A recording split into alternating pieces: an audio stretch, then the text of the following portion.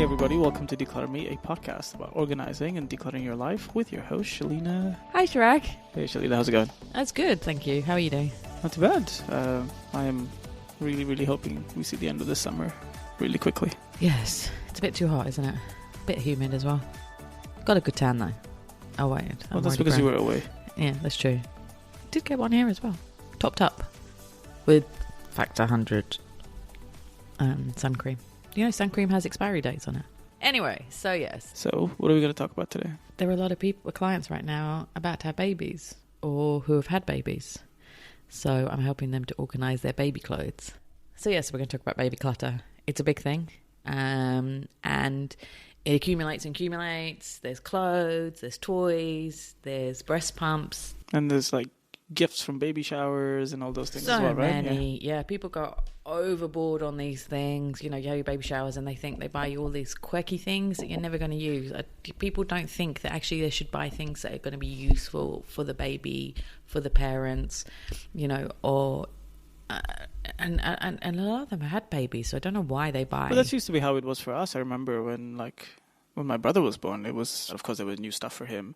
But a lot of the toys and all of those things were just preserved down the road because it just made sense to do that. Then again, we do live in a very, hey, everything has to be new and fresh and throw everything else out. But the thing is now, so people are buying a lot of things. So, you know, when you have your first baby, there's the excitement of having the first baby. And, you know, especially I'm finding with a lot of friends and family and clients and stuff, it's taken so long to get to the first baby that it means even more. So they have the first baby and they go overboard. The grandparents go overboard. Grandparents are a big problem in this whole scenario of overbuying things. And friends buy stuff as well.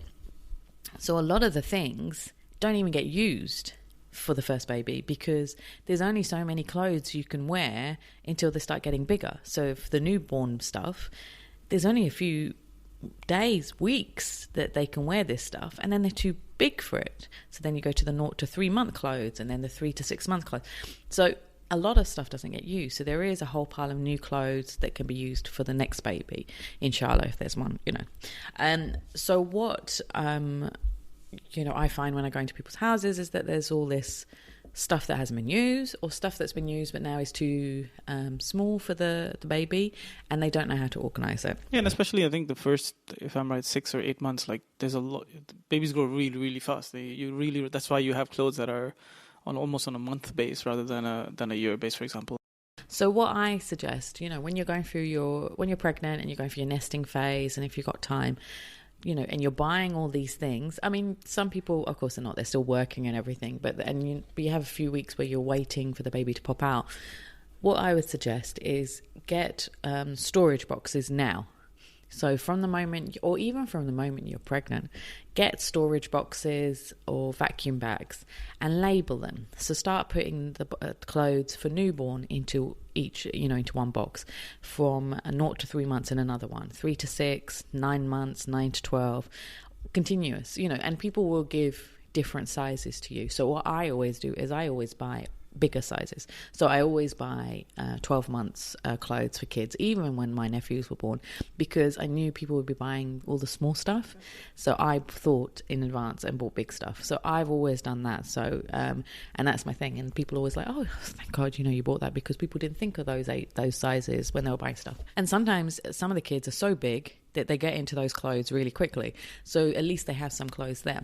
So if you start separating it immediately as soon as you start getting it, instead of keeping it in carrier bags, which is what happens a lot of the time when I go in to organize, they're all in different carrier bags and you don't know what size they are, and it gets overwhelming getting closer and closer to the time.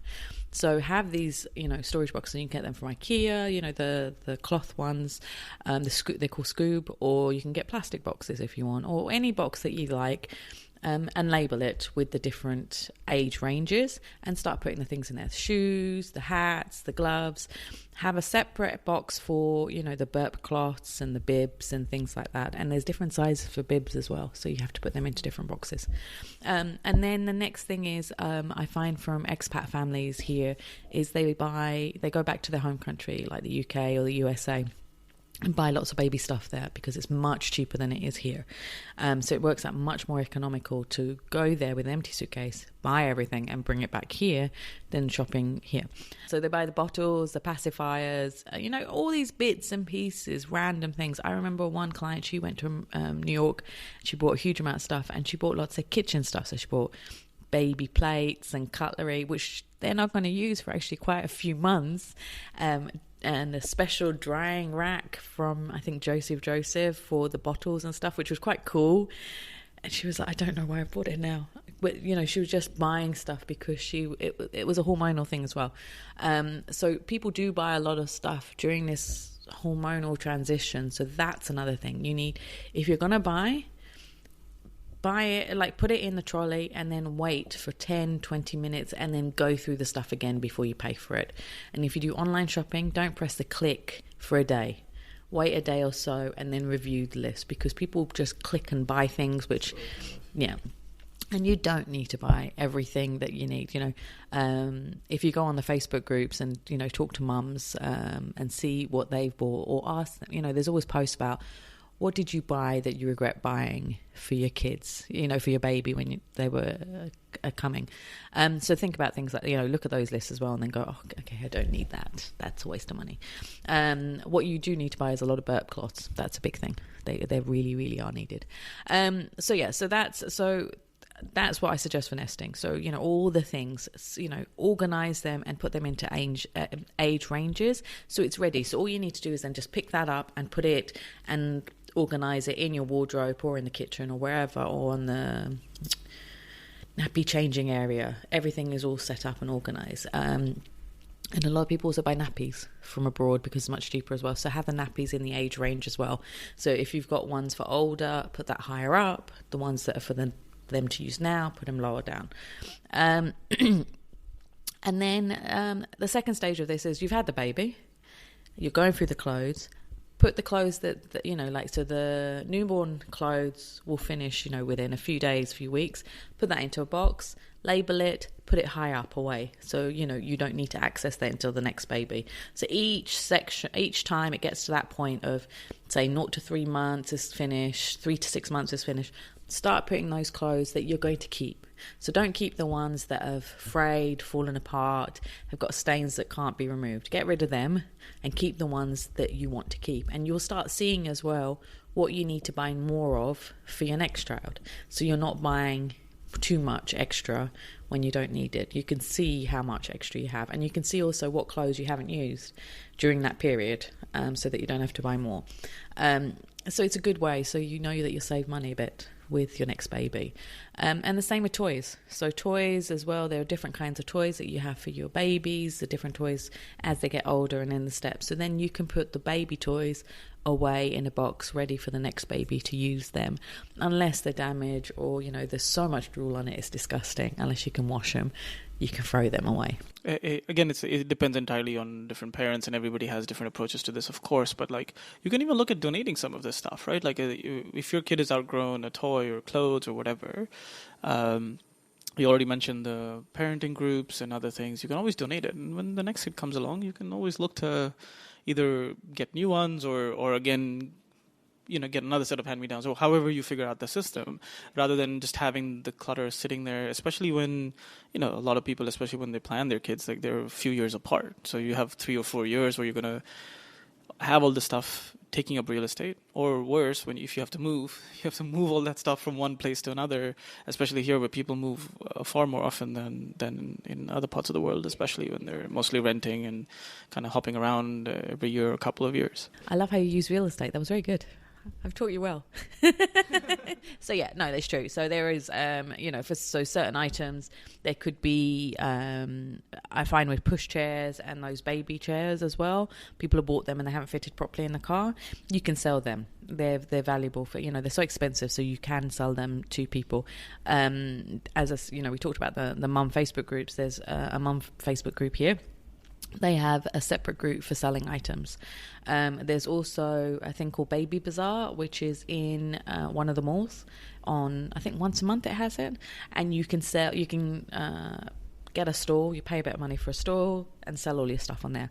So that's a good time for the third stage, as we call it, of, there's no more babies coming.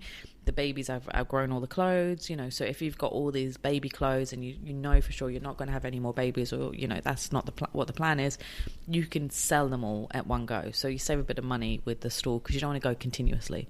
It is sometimes a bit heartbreaking to go there and people are saying, I'll pay 5 dirhams for something that was a few hundred dirhams. But you just have to accept, especially here in this country, there isn't a value for secondhand stuff. But you can try. You can go to these things, decide what your reasonable price is for an item, and see how much money you get. And there's a car boot sale that started in Global Village. I don't know how successful it was, but maybe it'll be starting again in the winter, so people can try that as well. But I know the baby bazaar, I've done it once for a client, and it was very busy. There were a lot of people and they did buy stuff, so it is worth it to buy certain things.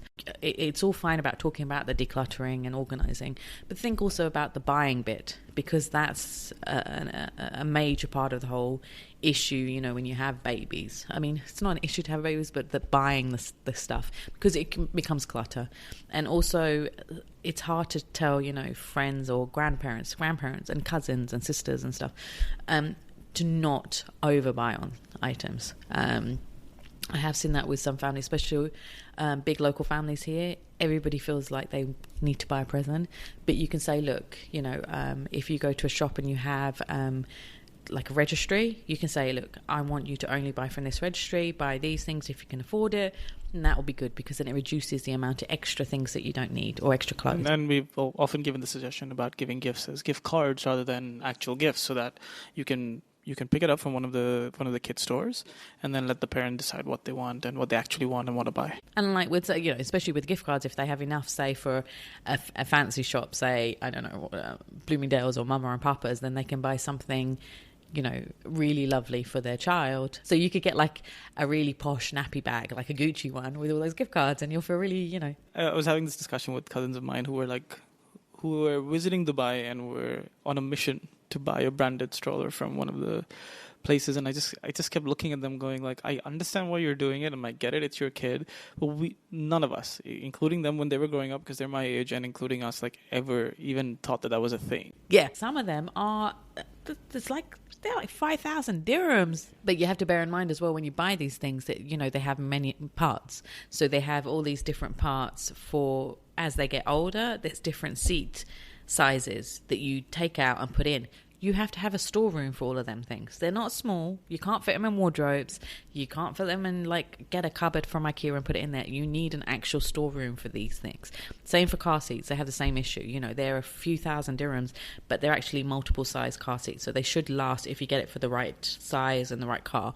It should last for a while, but bear that in mind. So yeah, ideally you're buying them, one per kid. Like you're buying one, and then this should last you the 3-4 years that they actually need all of these things. Yeah. But you need to have the storage space. So if you live in an apartment, think about having an apartment with a storeroom. People don't think of that, and then they go, I don't have room for all these things. These 4 different car size seats and all that. Yeah. So that's the big thing. So that's my take on, organising and decluttering the baby stuff. So mostly organising, especially when you're at the beginning and you've got the first baby.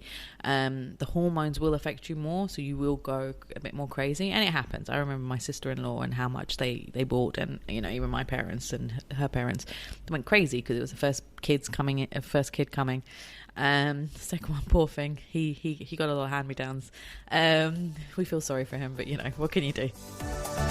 Awesome. So if you want to talk to Shalina and get some more insights on this stuff, or maybe even help with some of the decluttering, you can reach her by visiting declutterme.com and filling out a contact form, or look her up on social media at declutterme. We'll see you next week. Bye. Bye.